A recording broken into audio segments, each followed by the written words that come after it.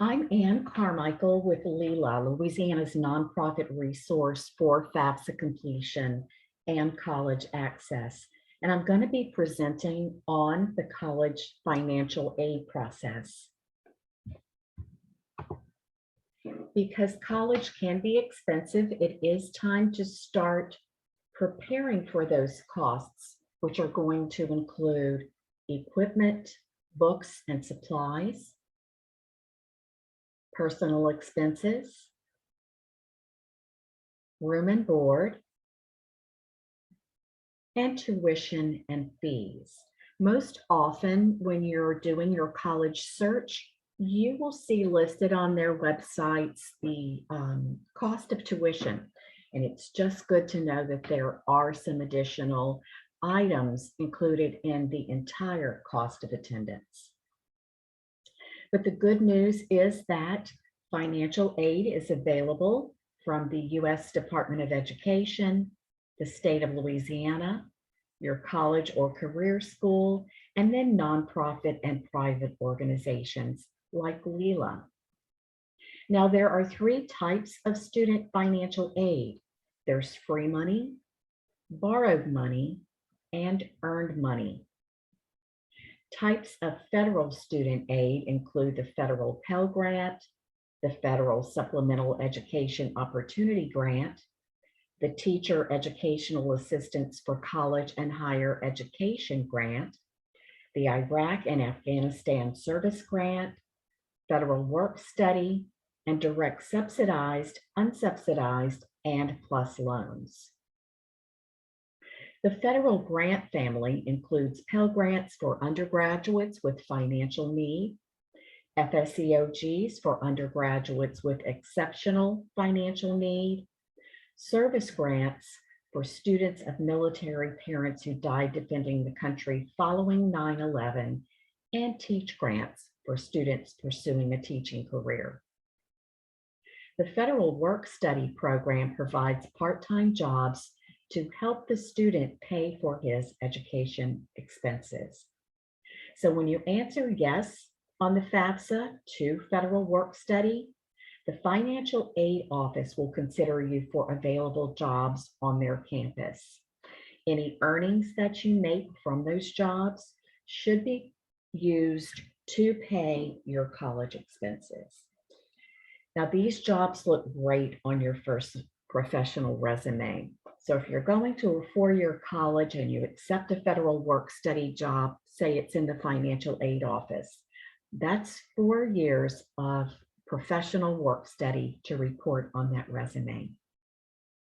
Now, no one wants to have to borrow, but if you can't complete your college degree without student loans, they are a good investment. It's just important to remember to only borrow what you need to complete your education. And it's important to understand the different types of loans that you might be offered. Direct subsidized loans are based on financial need, and no interest is charged until you graduate or cease to attend. These are known as need-based loans. On the other hand, almost everyone is eligible for direct unsubsidized loans, regardless of financial need. However, the interest begins to accrue on these loans once they're fully dispersed and then throughout the life of the loan. So you can see there is a big difference between direct subsidized and unsubsidized loans. When you receive your student financial aid offer, always accept the subsidized loans first. And you can remember this by telling yourself that the U in unsubsidized means that you always pay the interest on this loan.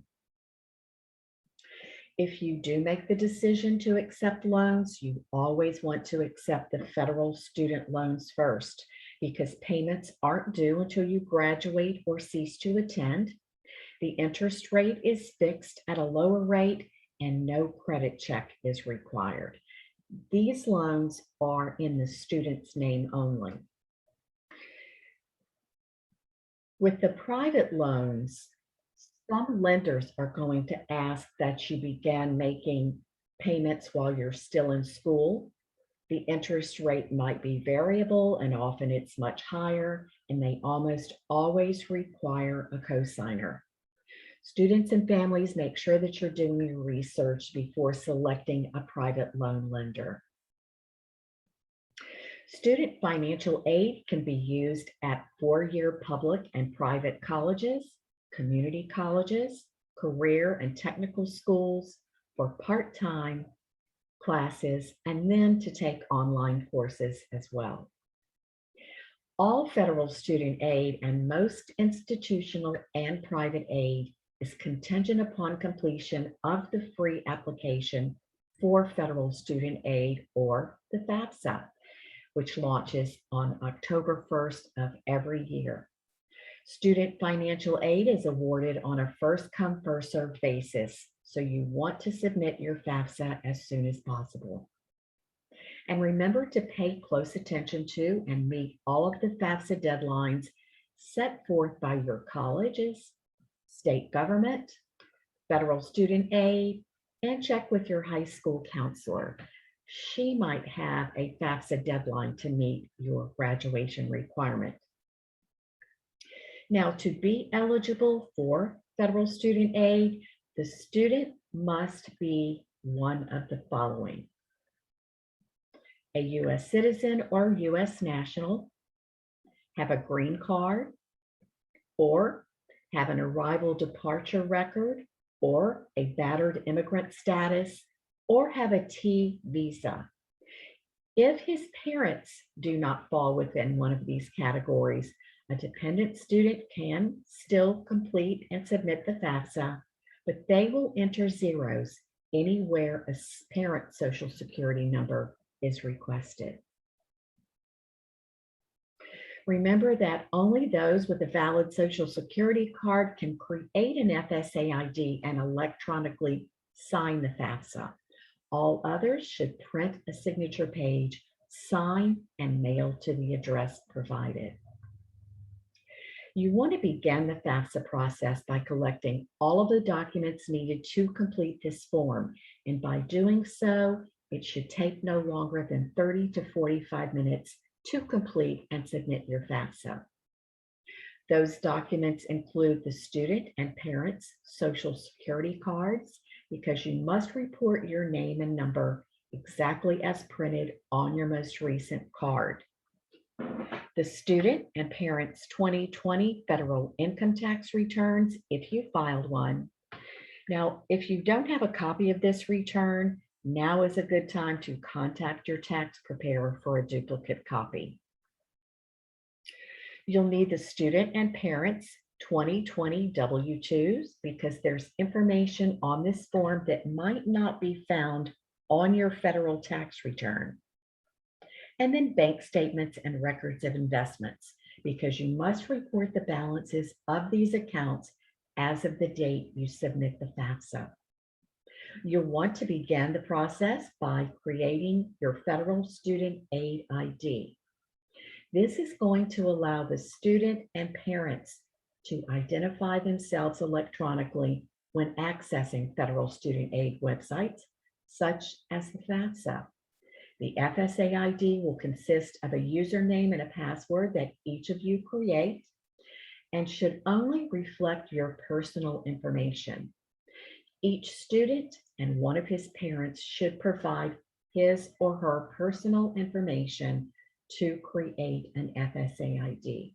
Remember, don't share information. Students, don't use your parents' mobile phone as your alternate phone in your ID, and vice versa. Also, don't use your school email address, because you may no longer have access to that email once you graduate. Your FSA ID is your official electronic signature, and it's legally binding. So make sure that you're recording it, because you're going to need it every year that you're in college, but that you keep it in a safe place and don't share it. If you don't have access to a computer when you're ready to get started, you can always download the FAFSA mobile app. It's called My Student Aid, and it's easy to use to submit your FAFSA on your mobile phone or any mobile device with internet access. or you can complete the FAFSA using the web-based version at fafsa.gov. Now, if the student prefers the web-based version and the parents prefer to use the mobile app, that's fine. You can each work independently, and all the information is going to be integrated into one form when it's time to sign and submit. Begin the FAFSA by logging in with the student's FSA ID, because the FAFSA is the student's application for federal student aid. The parent FSA ID will be used later in the process to transfer tax information from the IRS into the FAFSA, and then again to sign the student's FAFSA. The high school class of 2022 should complete the 2022-2023 FAFSA, because that's the academic year that you're applying for financial aid. If you select the 21-22 FAFSA, you're going to be considered for financial aid for this academic year.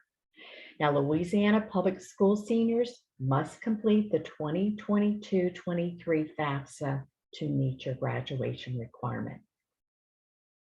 There are 7 sections that need to be completed before submitting your FAFSA, and the information that you use to create your student and parents' FSA IDs must match exactly what you've entered into the FAFSA.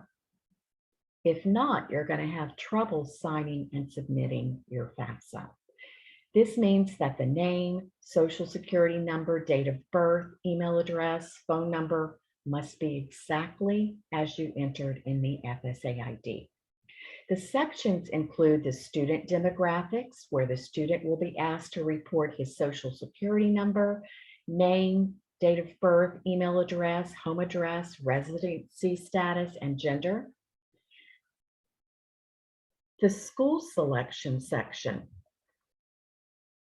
where you will be asked to report the name of your high school, the colleges that you want your FAFSA data to be sent to, and your housing plans on each of those campuses. The dependency status section, where the student will be asked to consider a list of questions to determine whether he is a dependent or an independent student for FAFSA purposes. He'll be asked to report the number of dependents living in his household and his parents' education completion level to determine whether he is a first-generation college student. You'll then move to the parent demographics section, where parents will provide their social security numbers, their names, their marital status, and email addresses. And then you'll move on to the parent and student financial section, where each of you will be asked to report your working wages from 2020, any federal benefits that you received, and your savings and investment account balances. And then it's almost time to sign and submit, but first review your FAFSA summary page. This page is going to reflect every question that you've been asked within the FAFSA and your answer to it. And this is your chance to review the information and then go back and make any changes that you see necessary.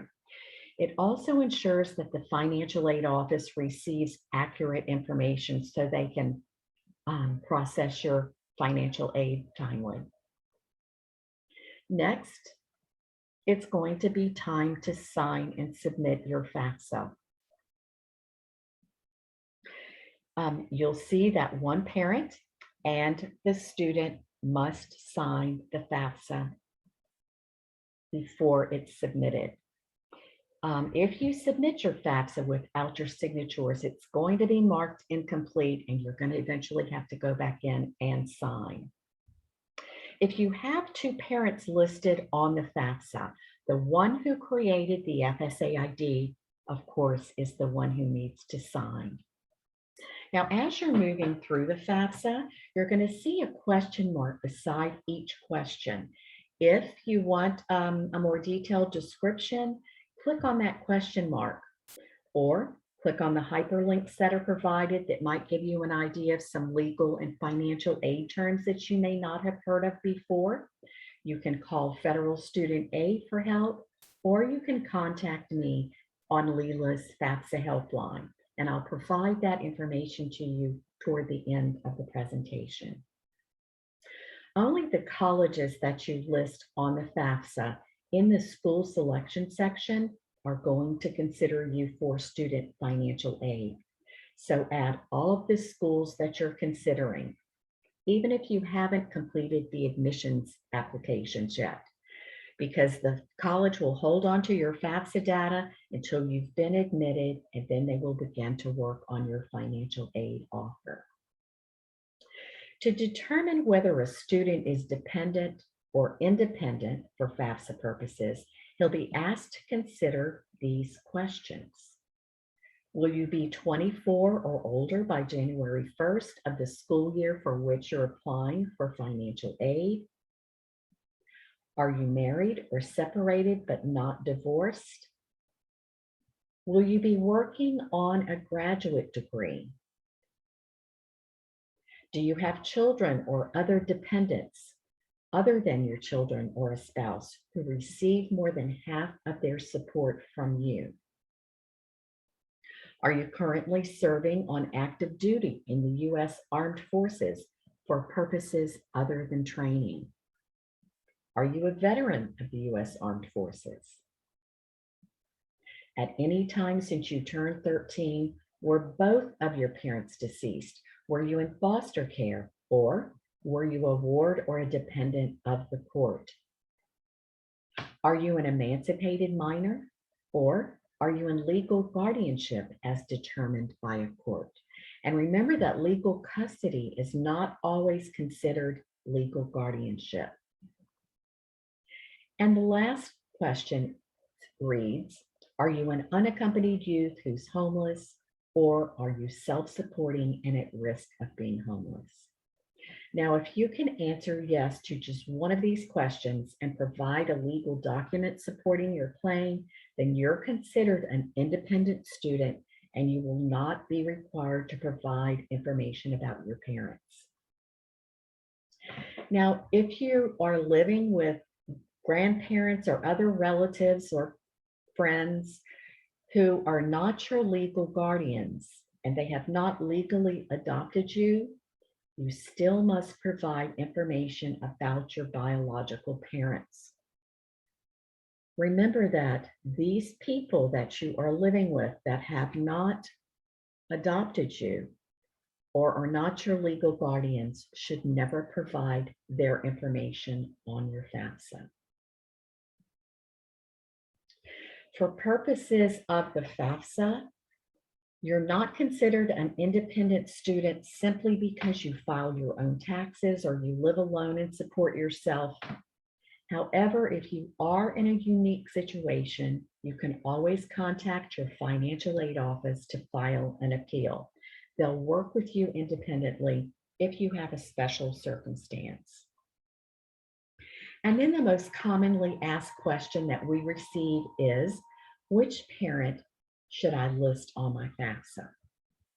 The parent or parents that you've lived with the longest in the 12 months prior should be listed on your FAFSA. So if you live with both of your biological parents, that's easy. You're going to list both of them. But if the parent you lived with the longest in the past 12 months is either separated, divorced, or was never married, you should list only that biological parent on your FAFSA. Now, if that parent is remarried, you must also include information about your step-parent, because federal student aid wants to know the financial standing of the household that the student has lived in the longest in the 12 months prior to the date that the FAFSA was submitted. If you're identified as a dependent student, but your parents refuse to provide their information on your FAFSA, you can submit it, but I'll encourage you to contact the financial aid office to let them know about your situation, because if you don't, you're only going to be offered unsubsidized student loans. You won't be considered for any of the free money. Remember that the FAFSA is just a vehicle to gather your information and provide it to your college financial aid offices. And they are the ones that are going to make your financial aid offer. So don't skip this important step. To expedite the processing of your federal student aid, the student and parents should use the IRS data retrieval tool to provide income information if they filed a 2020 income tax return. Using this tool is going to greatly diminish your chances of being selected for verification on the college campus. Now, if you're having trouble using the tool, you can always call me on Leela's FAFSA helpline. I have some tips for you. But always make sure you're going back into your FSA ID and making sure everything is correct and matches what is in the demographic section. Once you are directed to the IRS portal, grab your 2020 income tax return and enter your name and address exactly as it's printed on that return. Even if your name's misspelled or you've moved since you filed, it's very sensitive. They want to know that the person who filed that return is the person who's in that IRS site. Then, after you submit your return, your FAFSA, you're going to automatically receive this FAFSA confirmation page. It'll tell you the next steps that you need to take to complete the financial aid process. You'll see a list of the schools that are going to receive your FAFSA data. You will find out what your expected estimated family contribution is going to be. And remember, if you see your financial aid estimates listed on your confirmation page, that's exactly what they are. They're a recommendation to each college financial aid office as to what you might be eligible to receive. Your offer is going to come directly from the college. Once your FAFSA is fully processed, then it's going to be shared with the colleges that you've listed in your FAFSA. Once the colleges receive it, it usually takes 3 to 5 days. They will begin to identify any aid that you might be eligible to receive. Now, if you want to make a change to your FAFSA, once it's been submitted, you can always log back into FAFSA.gov, make your changes, but remember to sign and submit every time you do so. And if your family's financial situation has changed since 2020, say there's been a layoff in the family, some loss of wages, reduction in work hours, or some unexpected medical expenses, contact your financial aid counselor because they have the ability to adjust your aid by using their own professional judgment. They're there to help you, so don't be shy about contacting them, because they're trying to determine your net price, and that's going to be done by subtracting any grants and scholarships that you might be eligible for from your cost of attendance on their campuses. The net price is your responsibility to pay either in cash or by accepting student loans to pay that balance. Remember that the student will receive a separate financial aid offer from each of the colleges that are listed on the FAFSA. They should line item their cost of attendance, any grants, scholarships, work study, and student loans that they can offer you. Make sure that you're reading through each of them carefully and also responding to any requests for additional information. Once you determine which college you're going to, you want to accept your financial aid in this order. The gift aid, which are scholarships and grants, because that does not have to be repaid. Federal work study next, because you've earned that money and you don't have to pay it back. And then student loans, because that's the borrowed money and you have to repay it with interest.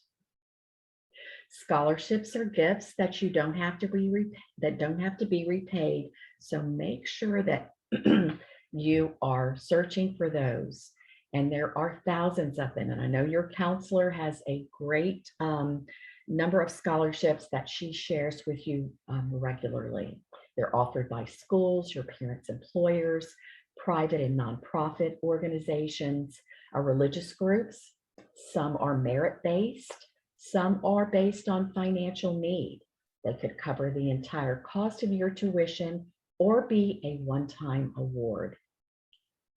Either way, they're worth applying for because winning them is going to reduce the cost of your education, which bottom line means reducing the cost of the balance of your student loan debt.